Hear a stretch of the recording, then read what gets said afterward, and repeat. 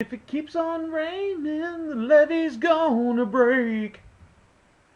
Said if it keeps on raining, the levee's gonna break. Yeah, Gordo, hey, what's happening, man? Alright, how you guys doing, man? Anyway, this is the, I normally don't do videos this early, but, yeah, I got a lot of you, a lot of my subscribers are from the UK, and I can't let you go, keep asking me the same question 412 times a day. Hey, are you going to make a Groves DeGale video? Are you going to make a prediction, man? Come on. Come on. Let's do it, man. Alright, well, this is the, George Groves versus James DeGale prediction for the May 21st? May 21st? May 21st fight between them. I will break down both fighters.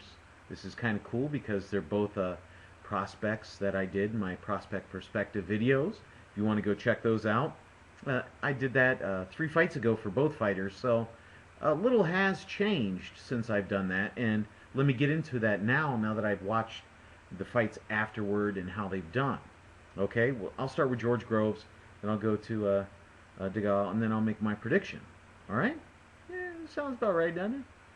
Alright, George Groves, he's 12-0 now. He's got 10 knockouts, 83% knockout ratio. He has good cumulative power. He is on a 5-fight knockout streak. So that's kind of exciting, when you start seeing these fighters coming up. His opposition has been a bit questionable. Anderson had only had a couple weeks to train for the fight. The last guy, Alatoa,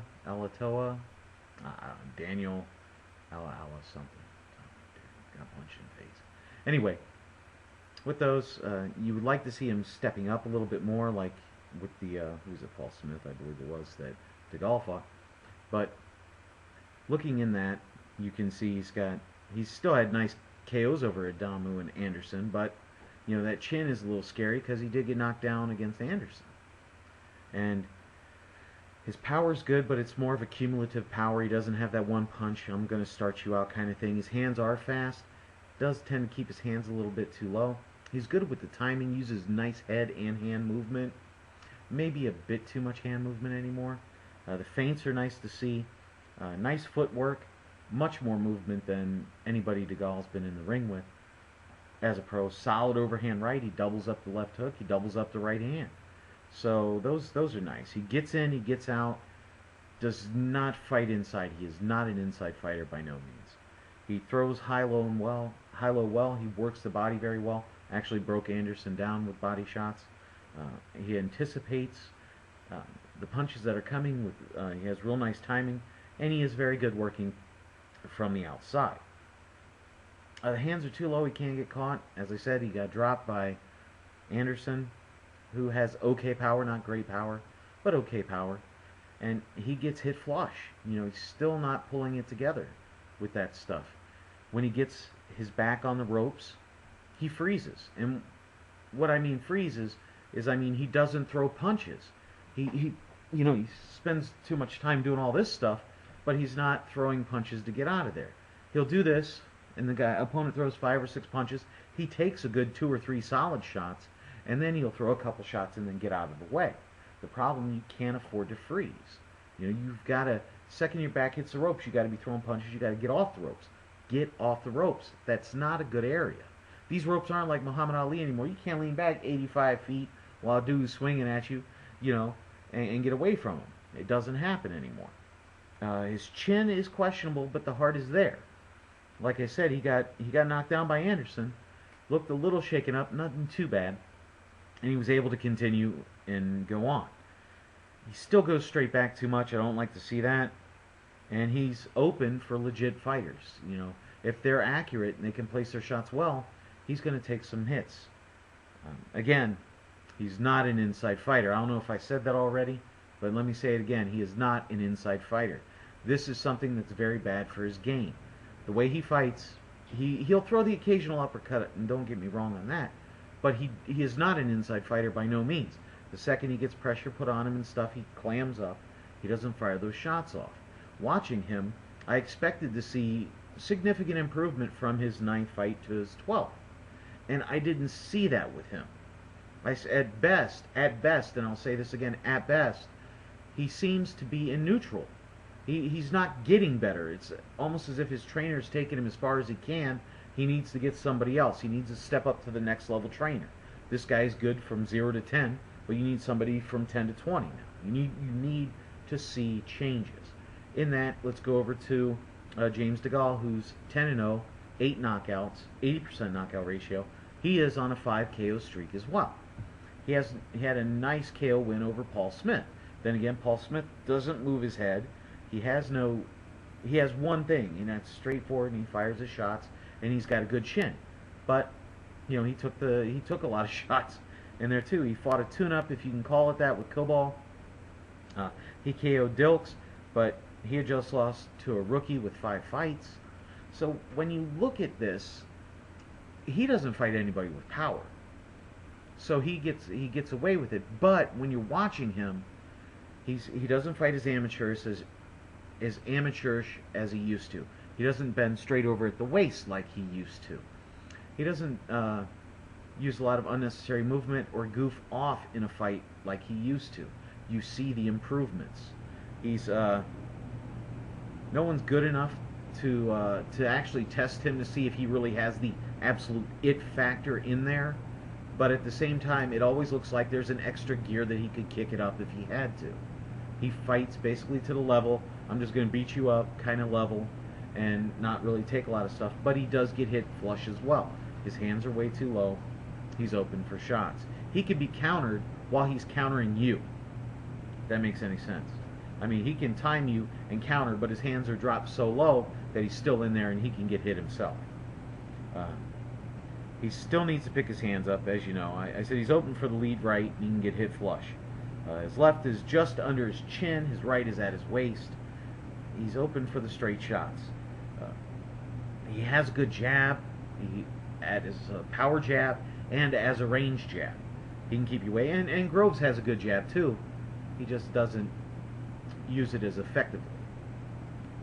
He has a solid right hand. He throws the double hooks. And he can switch and throw left hooks as well in there. And that's a nice thing in his game, is he'll be fighting you southpaw, and all of a sudden he switches over, and it can throw you off. Yeah, he's nice at counter punching, but like I said, he can be countered as well. He has very good speed. He works the body. It's not like an absolute priority for him, but he does work the body, and he tends to work it right at the right time. Get you on the ropes, and next thing you know, pop, pop, pop, hitting that body, bring the hands down, and comes right back up to the head. He has good footwork, and he can cut the ring off very well. So, and he can fight inside. He is willing to fight inside. Sometimes he can get a bit gassed. It happened to him once or twice in the Smith fight. But overall, he's a good inside fighter. And he's good with the combos. Not a ton of power when he is throwing them, though. He needs to start sitting on his punches just a little more. The power's there. It's just waiting for him to actually commit, throw those solid shots, and then get out, and do his thing. He's much improved over his last 3 fights from what I've seen. Like, you expect to see an improvement, and when you do, you're like, oh, all right. He's starting to clean up certain areas. The hands low, I don't know what these fighters anymore, I don't know who's coaching them. Hey, keep your hands at your waist. It's great, because you get hit in the face. You can enjoy that. You can show people that you got a black eye. Screw that, man. I don't want the black eye. I don't even want a red mark. I get pissed when I get a red mark. You got to keep the hands up. You got to defend. But they still do that. So let's go over, and now it's time for the prediction. And giving from what I've seen, had this been 3 or 4 fights ago, I was definitely leaning toward George Groves. I saw it was a very solid, I thought it would be a very good win for him. But, in the last 3 fights, I haven't seen him improve. I've seen DeGale improve. And I know a lot of people aren't going to want to hear this, because they're like, man, DeGale's mouthy enough as it is. The fact is he's starting to back up what he's saying. And I see him winning this fight. I see him beating Groves, and I even see, because of the revenge factor in there, because Groves did beat him in the amateurs, I see him going for it and taking him out in about the 10th round. I just don't think Groves is going to be able to weather the inside fighting that DeGale is going to put on him when he gets him on those ropes. because DeGale, I believe, hits harder than anybody that Groves has been in with. And this isn't the amateurs. You don't have headgear on. The ref's not going to break you up just because you're fighting in close. You know what I'm saying? So, and let me put this out here, and I got to say this, and hopefully you guys appreciate that. If you were a British fighter, or if you were fighting in that area, the Irish, the Scottish, all of you guys, the Welsh, all of you, if you are not an inside fighter, you are going to struggle in the ring with those guys, because they allow it. You know what I'm saying? It's like it should be in your blood. You should fight on the inside a little bit. You should have some ability to do that. And I'm just not seeing that with Groves. I'm not seeing him fight inside enough. And that's why I'm going with DeGale by a knockout in the 10th round. All right, well, hey, please comment, rate, subscribe. Let me know what you think. Let me know what you've seen over the last couple fights. I think that'd be awesome. All right? Yeah, are we done? Are we done, Eduardo? We're done there? All right. Well, hey, this is Bigragu. I'm out.